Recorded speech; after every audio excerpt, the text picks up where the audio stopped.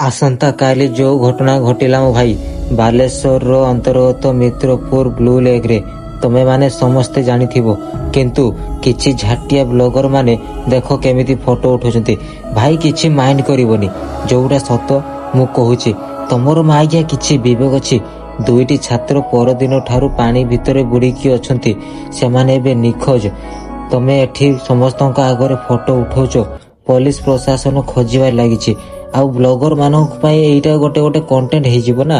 ୟାଡୁ ସିଆଡୁ ଘୁରେଇ ବୁଲେଇକି ଲାଇକ୍ ଭ୍ୟୁଜ ନେଇ ଆସିବେ। କଣ ଗୋଟେ ମାର ପୁଅକୁ ଫେରିଦବ? ନାଇଁ, ତମକୁ କଣ୍ଟେଣ୍ଟ ଦରକାର। ମା ଆଜ୍ଞା ଯେତେବେଳେ ଏହି ଘଟଣା ନିଜ ପରିବାର ସାଙ୍ଗରେ ଘଟିବ ନା, ସେତେବେଳେ ମା ଆଜ୍ଞା ବ୍ଲଗ ବନେଇବ। ଭାଇ ଧନ୍ୟ ତମର ମଣିଷ ପୁଣିଆକୁ, ଆଉ ଧନ୍ୟ ତମର ବ୍ଲଗର ମାନଙ୍କୁ। ଯଦି କଥାଟା ଖରାପ ଲାଗିଥିବ ତାହେଲେ କମେଣ୍ଟ ବକ୍ସ ଖୋଲା ଅଛି। ଆଉ ଯଦି କଥାଟା ଭଲ ଲାଗିଥିବ ଭିଡ଼ିଓକୁ ସେୟାର କର। ମୁଁ ୱାଣ୍ଟେଡ୍ ଗାଏ। ଜୟ ଜଗନ୍ନାଥ। ହ୍ୟାଲୋ ହାଏ, ଜୟ ଜଗନ୍ନାଥ। ମୁଁ ୱାଣ୍ଟେଡ୍ ଗାଏ। ଏଇଟା ହେଉଛି ସେଇ ଭାଇରାଲ ବ୍ଲୁ ଲେକ୍। ଗତ 4 ଦିନ ପରେ ଦୁଇଟି ପିଲା ରିଲ୍ସ ବନେଇବା ସମୟରେ ଜଣଙ୍କର ପାଦ ଖସି ଯାଇଥିଲା। ଜଣକୁ ବଞ୍ଚାଇବାକୁ ଯାଇ 2 ଜଣ ପ୍ରାଣ ହରାଇଥିଲେ। ପୋଲିସ ଶାସନ ତାଙ୍କର ମୃତଦେହ ଉଦ୍ଧାର କରାଯାଇଛି।